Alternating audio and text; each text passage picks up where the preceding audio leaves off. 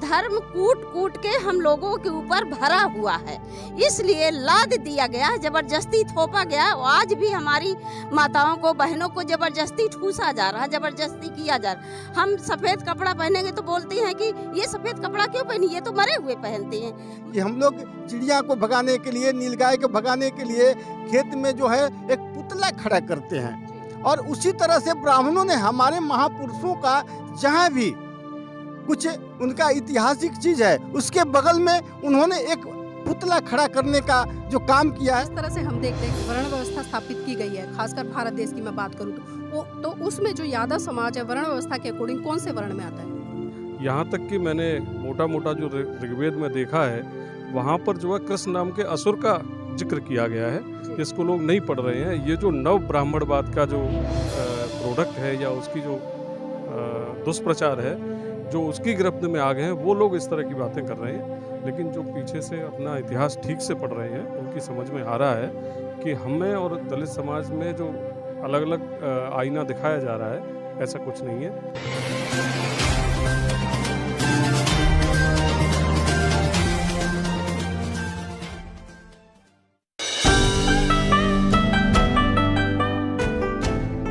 नमस्कार, आप देख रहे हैं NB News 24x7 नीलम बोध के साथ। और आज हम इस ऐसी ऐतिहासिक धरती पर, जिस धरती के बारे में सुनकर ही अपने आप में मन हर्षोल्लास के साथ भर जाता है। बहुत सारी इच्छाएं उत्पन्न होती कि काश हम वहां जाए, लेकिन साथियों आज मैं आपको साक्षात वो नज़ारा दिखाना चाहती हूँ जिस इच्छा को लेकर, कुछ कल्पनाओं को लेकर हम सोचते हैं कि आखिर हम वहां जाए तो वहां का दृश्य कैसा होगा।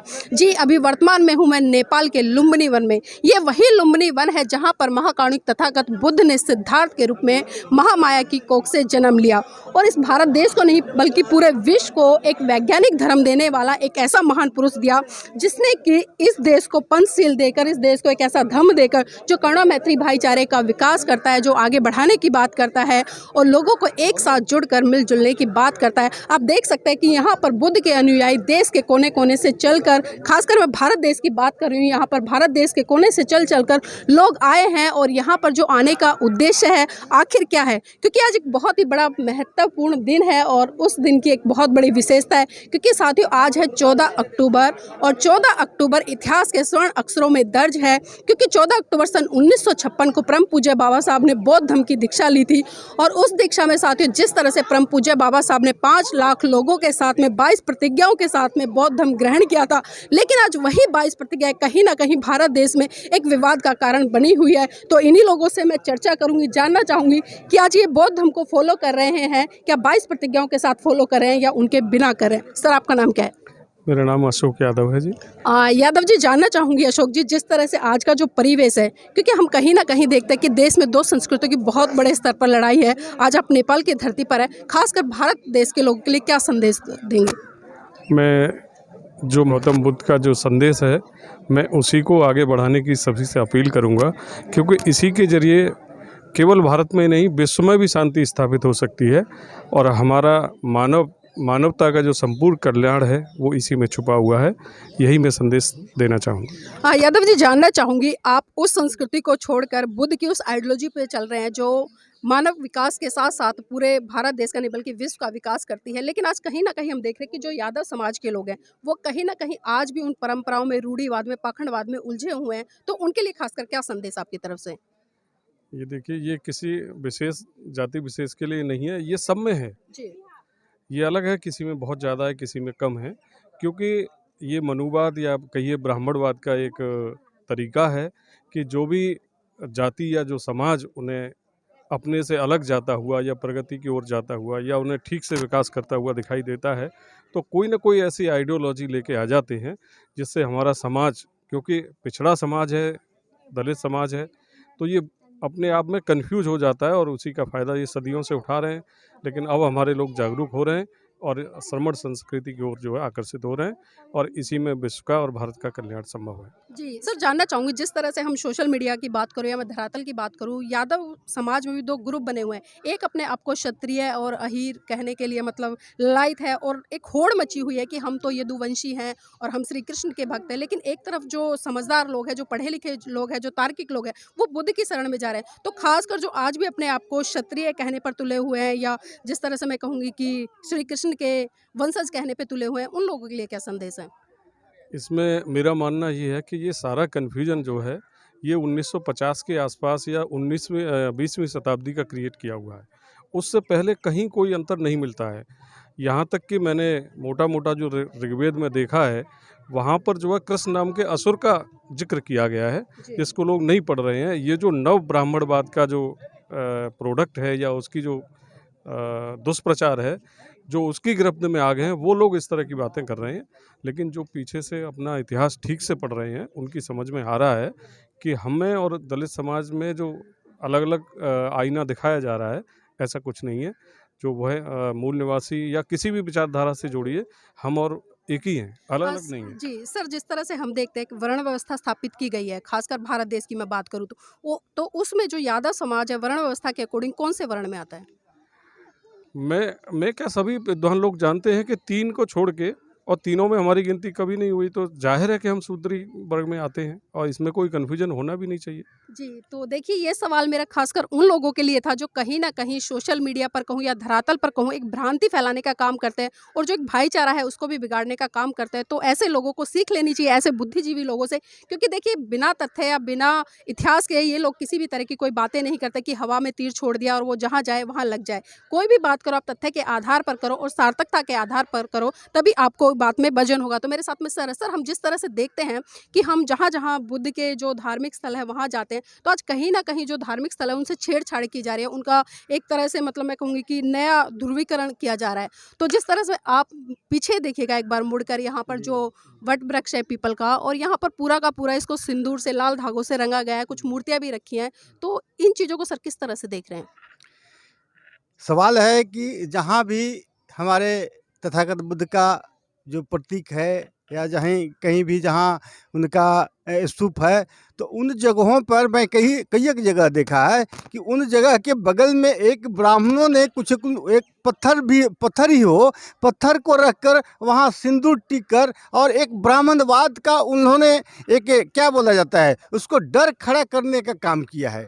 और अब हमारे लोग बहुत माने तेजी से धर्म की ओर बढ़ रहे हैं, तेजी से ब्राह्मणवाद को लोग छोड़ रहे हैं, तो उनको कहीं न कहीं हमारे लोगों से खतरा है। इसलिए वो जगह जगह पर अपने जो हैं वो एक क्या बोला जाता है, हम लोग जैसे गांव देहात में देखते हैं कि हम लोग चिड़िया को भगाने के लिए, नीलगाय को भगाने के लिए खेत में जो है एक पुतला खड़ा करते हैं।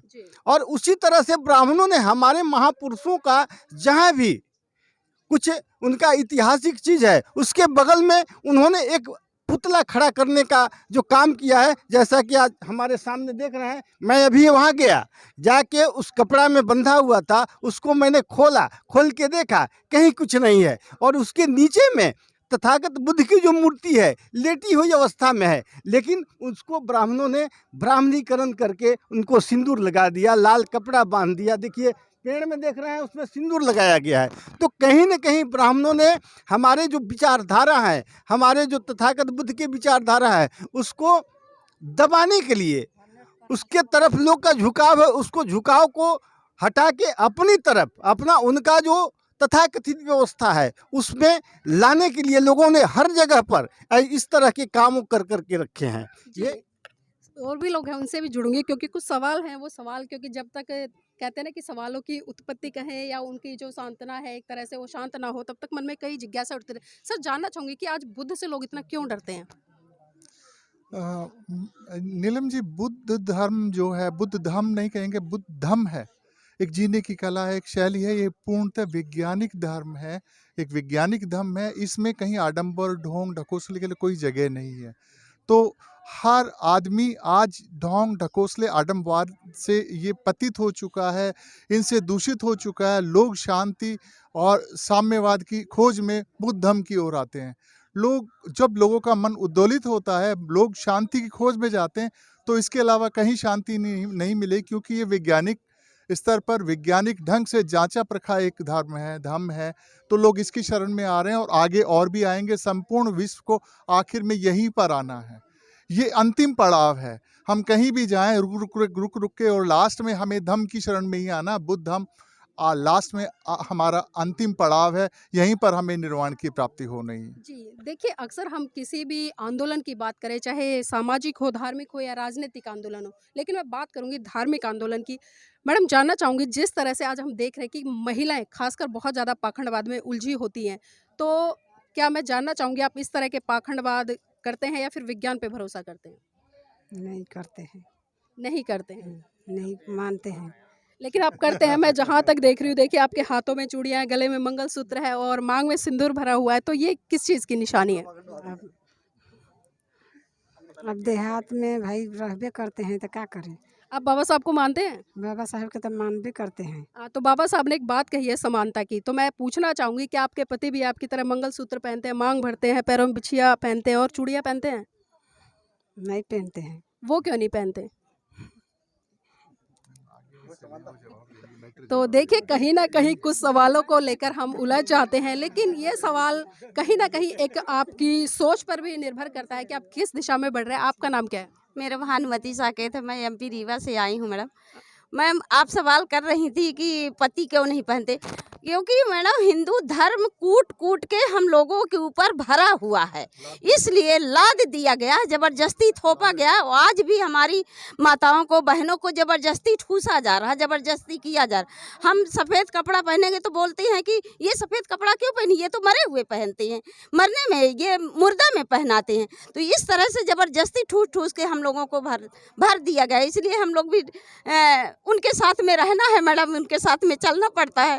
तो लेकिन मैं यहाँ पहली बार आई हूँ मैडम। मैं तो हमारे दादी बाबा पिताजी हमारे नहीं बुद्ध को नहीं जानते, लेकिन हम थोड़ा होश बास में हैं तो मैंने कांसी राम का भाषण सुना था, साइकिल से चलते थे, तो तब से मैंने थोड़ा थोड़ा जानना शुरू किया। लेकिन बीच में हम फिर भी गड़बड़ा गए, हमारे घर की ऐसी स्थिति हो गई तो हम बीच में फिर डगमगा गए, फिर धीरे धीरे उभरने लगे, तो अब यहाँ तक पहुँच आएगा मैडम।